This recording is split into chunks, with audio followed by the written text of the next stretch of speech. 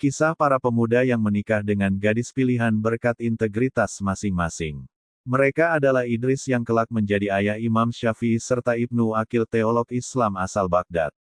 Suatu hari dalam keadaan perut kosong, seorang pemuda menghabiskan waktu dengan cara merenung di bawah pohon rindang, di tepi sungai yang airnya mengalir sangat jernih. Angin bertiup semilir, udara terasa sangat sejuk. Di tengah keheningan perenungannya, ia melihat sebiji buah delima hanyut di tengah sungai. Rasa lapar mendorongnya untuk segera mengambil buah delima yang ranum itu. Buah delima pun berpindah ke dalam genggaman tangan. Tanpa pikir panjang, ia segera melahapnya. Delima pun tandas. Perutnya yang keroncongan seketika berhenti. Beberapa saat kemudian bunyi serdawa terdengar. Pertanda si pemuda telah kenyang. Malang, penyesalan tidak pernah tidak datang belakangan. Ia baru sadar buah delima yang dimakannya bukan haknya dan tidak jelas asal-usulnya. Kalaupun jelas asalnya, belum tentu si pemilik memberikan restu padanya. Ia menyesal. Namun, penyesalan tidaklah cukup pikirnya. Ia bertekad untuk mencari pemilik delima demi mengharap restu dan ikhlas dari si pemilik. Setelah melakukan pencarian, pemuda itu mendapati sebuah pekarangan belakang sebuah rumah yang ditumbuhi pohon delima. Sepanjang penelusuran yang dilakukan olehnya, hanya pekarangan rumah itu yang di dalamnya terdapat pohon delima. Ia pun segera bertamu ke rumah yang agak mentereng untuk ukuran saat itu. Setelah membuka percakapan, sang pemuda akhirnya mengutarakan keperluannya untuk meminta rida atas perbuatannya, yakni memakan buah delima milik tuan rumah yang hanyut terbawa arus sungai. Tidak bisa dan tidak semudah itu. Jika kau hendak mencari kehalalan delima yang sudah kau makan, ada syarat yang harus kau penuhi, ucap tuan rumah.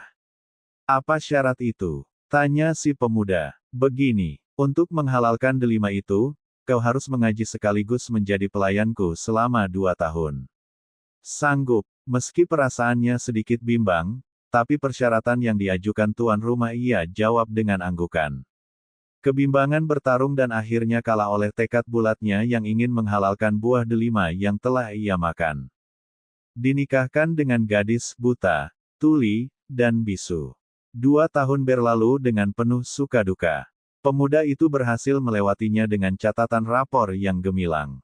Tuan rumah sangat terkesan dengan segala tindakan dan terutama kecerdasan serta akhlaknya. Merasa telah melewati persyaratan dengan baik, si pemuda menagih janji kepada tuan rumah untuk berikrar mengikhlaskan sebiji delima yang 2 tahun lalu ia makan. Ternyata tuan rumah bergeming. Ia tak kunjung memberikan ikrar. Malah ia memberikan syarat tambahan. Menikahlah dengan putriku yang buta, tuli, bisu, lumpuh, dan buruk rupa, ujarnya. Bagai disambar petir, perasaan campur aduk menghampiri pemuda itu. Ibarat pepatah, sudah jatuh tertimpa tangga. Pikirannya berontak. Ia pemuda tampan, hatinya berkata mana mungkin harus menikah dengan perempuan yang seluruh inderanya tidak berfungsi. Namun, sekali lagi, hati kecilnya tetap mendorongnya untuk bertekad mencari kehalalan buah delima yang telah ia makan. Pada hari yang ditentukan, pernikahan pun dilangsungkan. Setelah akad, si pemuda dipersilakan masuk ke dalam kamar pengantin. Ia mendapati seorang perempuan yang sangat cantik rupawan. Pemuda itu mendekatkan diri. Ia mengamatinya dari dekat. Bukan, saya pasti salah kamar, katanya dalam hati.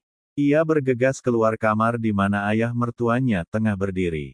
Keduanya terlibat percakapan. Sang mertua meyakinkan bahwa pemuda itu tidak salah kamar. Mertuanya mengatakan perempuan di dalam kamar pengantin benar putrinya yang memang tuli karena telinganya tidak pernah digunakan untuk mendengarkan gosip.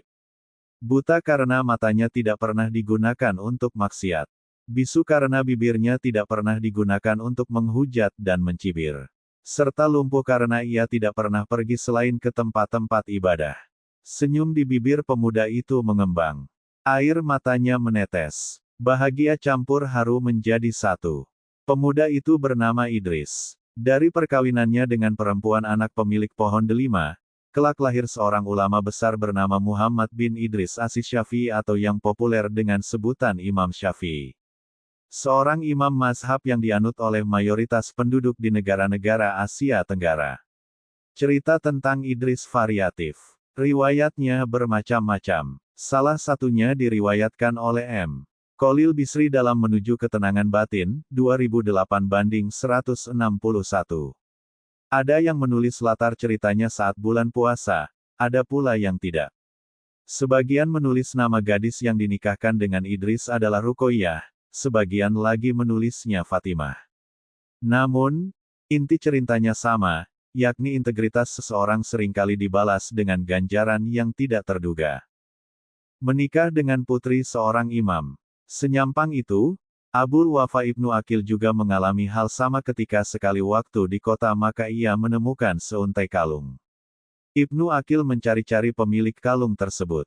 Berbulan-bulan melakukan pencarian sampai akhirnya ia menemukan sang pemilik, yaitu seorang imam masjid di sebuah distrik di kota Makkah. Ibnu Aqil segera mengembalikan kalung tersebut yang bagi si pemilik sangat berharga. Atas dasar itu, sang pemilik bersikeras untuk memberikan imbalan atas integritas Ibnu Aqil. Namun, ia menolak imbalan tersebut. Bertahun kemudian, setelah imam masjid itu meninggal, berdasarkan catatan Khaled Abu El-Fadl dalam Conference of Book Helm 56, Ibnu Aqil akhirnya menikah dengan putri sang imam yang diam-diam jatuh cinta pada kejujuran dan ketulusannya.